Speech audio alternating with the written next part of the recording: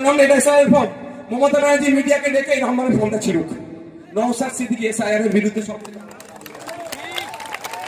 পারবে। আমার এরকম জেরক্স না ছিঁড়ে আমাদেরকে ভুল বুঝিয়ে দেয়।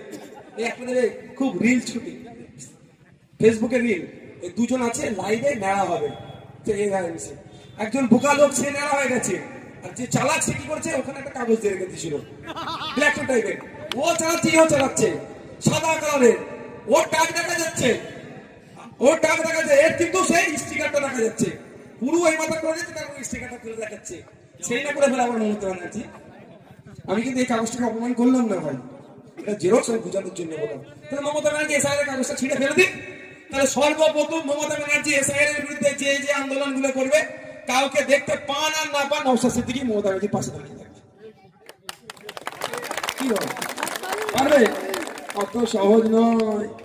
আমি বারবার বলছি, রাজনৈতিক এসআইআর এর বিরুদ্ধে সংবিধান আর্টিকেল 324 তাকে মান্যতা দিয়ে যে এসআইআর হবে তাকে আপনি উপেক্ষা করতে পারবেন না।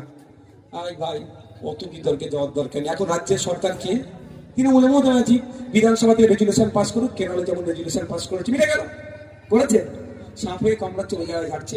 আর একটা কি আছে, যে বরের ঘরের মাসি আর কুলের ঘরের পিসি, সে হয়ে গেছে দশা। এর পাল্লায় পড়বেন না। এই ডবল ডবল চাকরির নাম করে যাদের বৈধ চাকরি তাদেরকে এখন চাকরিচ্যুত হয়ে গেছে, পাল্লা একদম পড়বেন না, কারো কথা শুনবেন না।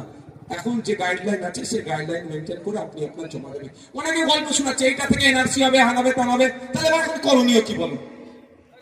চলে ইলেকশন কমিশন ঘেরাও করে থাকবে।